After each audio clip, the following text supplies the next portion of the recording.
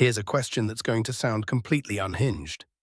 Is Star Trek's United Federation of Planets a more faithful adaptation of the Iroquois Confederacy than the actual United States Constitution? Because when you line them up, a voluntary union of sovereign nations governed by a council of equals built on consensus rather than conquest, Gene Roddenberry's fictional government starts looking suspiciously like a system that was already running on this continent centuries before any European ship arrived. And the document those founding fathers wrote in Philadelphia, it starts looking less like a bolt of divine inspiration and more like, well, fanfic. Really good fanfic, but fanfic nonetheless. So let's talk about the democracy that existed before democracy was cool. When was the first representative democracy established in North America? If you said 1776, you're off by somewhere between 300 and 600 years, depending on which historian you ask. The Haudenosaunee Confederacy, more commonly known as the Iroquois Confederacy, united 5 nations under a single governing framework called the Great Law of Peace.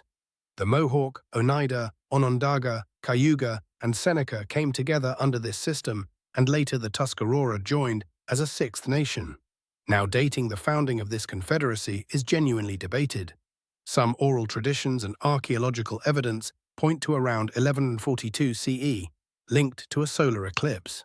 More conservative estimates place it in the 15th or 16th century. But even the most cautious dating puts this democratic union well before Columbus stumbled into the Caribbean. The Great Law of Peace wasn't a loose handshake agreement. It was a sophisticated constitution originally recorded in wampum belts, shell beads woven into patterns that served as both legal documents and mnemonic devices. It established a Grand Council of 50 sachems, or chiefs, appointed by clan mothers. It outlined processes for debate, amendment, and consensus building. It included provisions for adopting new nations into the Confederacy. It even had an impeachment process. So while Europe was busy with feudalism and absolute monarchies, a confederacy in what is now upstate New York was practicing representative government, separation of powers, and checks and balances. And this wasn't some fragile experiment. It endured for centuries. Did the Founding Fathers actually know about the Iroquois system, or is this one of those loose historical parallels people draw after the fact? This is where the story gets really interesting, because it wasn't a secret. It wasn't even subtle. Benjamin Franklin knew the Iroquois system intimately. As a printer, diplomat, and colonial representative, he'd attended treaty councils with the Haudenosaunee. He published their speeches. He printed the proceedings of the 1744 Treaty of Lancaster, where an Onondaga leader named Canasatego directly advised the fractious American colonies to unite under a common government, explicitly pointing to the Iroquois example. Franklin took this seriously. His 1754 Albany Plan of Union, one of the earliest proposals for colonial unification, borrowed structural concepts from the Haudenosaunee Confederacy.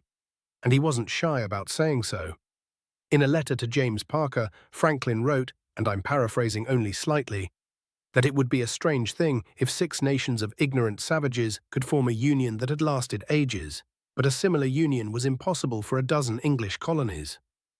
Now, the language there is deeply racist by modern standards, but the substance of what he's saying is remarkable. He's telling his fellow colonists that indigenous people had already solved the political problem they were struggling with. He's saying, look, the answer is right here. And Franklin wasn't alone. John Adams studied indigenous governance. Thomas Jefferson met with Haudenosaunee delegations. Multiple Iroquois leaders visited the Continental Congress. This wasn't obscure knowledge. The founders were in active conversation with a living democratic tradition. So what exactly did they borrow? When you put the Great Law of Peace next to the U.S. Constitution, the structural parallels are striking. The Iroquois Grand Council was divided into deliberative bodies. The Mohawk and Seneca sat as elder brothers, while the Cayuga and Oneida served as younger brothers, with the Onondaga acting as mediators and tiebreakers. That's a bicameral system, 2 houses with a balancing mechanism, which maps almost directly onto the Senate and House of Representatives. The concept of federalism itself, sovereign states voluntarily ceding certain powers to a central government while retaining autonomy over their own affairs. That's the core architecture of the Haudenosaunee Confederacy. Each nation governed itself internally. The Grand Council handled matters that affected the whole confederacy: diplomacy, mutual defense, trade. Sound familiar? The impeachment process under the Great Law of Peace allowed clan mothers to issue warnings to chiefs who abused their power. 3 warnings, then removal.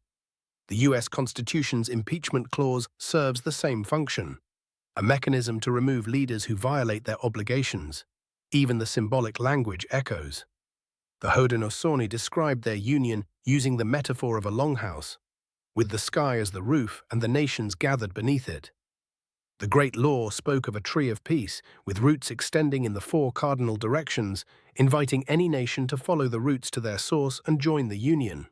That idea, an expandable, inclusive federation, is exactly how the United States was designed to grow, adding new states under a common framework. In 1988, the U.S. Congress actually passed a resolution, Concurrent Resolution 331, formally acknowledging the Haudenosaunee contribution to the Constitution. It's right there in the congressional record. This isn't fringe theory. It's documented history that just doesn't get taught very often. Here's maybe the most revealing question. What did the founders see in the Iroquois system and deliberately choose not to include? Because the Great Law of Peace had features that were, in some ways, more progressive than what ended up in the Constitution. Clan mothers held enormous political power in Haudenosaunee society. They nominated and could remove chiefs. They controlled property and land use.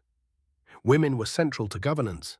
The founders looked at this system, took notes, and then wrote a constitution that didn't let women vote for another 144 years. The Great Law of Peace also had strong environmental provisions. Land was held in common, and decisions about resource use were made collectively, with consideration for future generations. The famous principle of considering the impact on the 7th generation yet unborn. The Constitution has no equivalent. The consensus model is another thing they left behind. The Grand Council sought unanimity. When they couldn't reach it, they tabled the issue. The founders opted for majority rule instead, faster, more decisive, but also more divisive. They took the architecture and swapped out the engine. And this is where the Star Trek comparison actually becomes more than a joke. Gene Roddenberry's Federation, with its Council of Equal Member Worlds, its prime directive of non-interference, its emphasis on consensus and inclusion, arguably preserved more of the Iroquois spirit than the document signed in Philadelphia. The Federation doesn't conquer, it invites. Member worlds retain sovereignty. Decisions are debated in council. It's almost as if someone built a fictional government by going back to the original source material and restoring the deleted scenes. Why don't most Americans learn any of this in school? That's a question with an uncomfortable answer. Acknowledging that the framework of American democracy was significantly influenced by indigenous governance undermines a very specific national mythology. The idea that the Constitution sprang fully formed from the genius of European Enlightenment thinkers. It's much tidier to cite John Locke and Montesquieu than to grapple with the fact that the people being displaced and killed were also the people whose political innovations you were borrowing. This isn't about erasing the Enlightenment's influence. Locke and Montesquieu were genuinely important to the founders' thinking. But intellectual history is rarely a single thread. The Constitution was a remix. It pulled from English common law, from Greek and Roman precedents, from French philosophy, and, significantly, demonstrably, from the living example of the Haudenosaunee Confederacy. Pretending otherwise isn't just incomplete, it's a choice. And it's a choice that has been challenged repeatedly by Haudenosaunee scholars and leaders who have never stopped pointing out what their ancestors contributed. Here's what sits with me about this story. Humans are remarkably good at borrowing brilliant ideas and remarkably bad at crediting the people we borrowed them from, especially when we've decided those people are beneath us. The founders looked at the Haudenosaunee and saw a political system worth emulating, and then they looked at the Haudenosaunee and saw people worth displacing. They held both of those thoughts at the same time.